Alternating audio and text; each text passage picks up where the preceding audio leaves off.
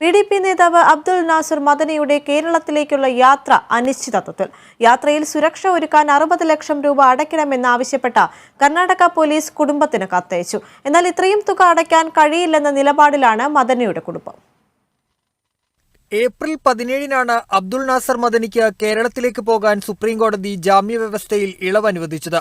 കർണാടക പോലീസിന്റെ സുരക്ഷയിലായിരിക്കണം കേരളത്തിലേക്ക് പോകേണ്ടതെന്നും അതിന്റെ ചെലവ് മദനി തന്നെ വഹിക്കണമെന്നും കോടതി നിർദ്ദേശിച്ചിരുന്നു.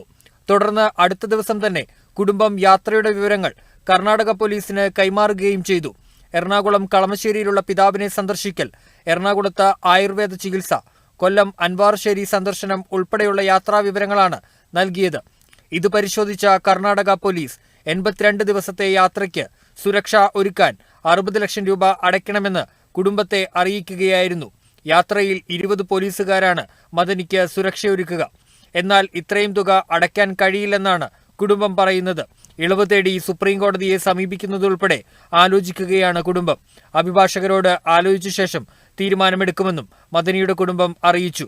National desk, Kerala vision news.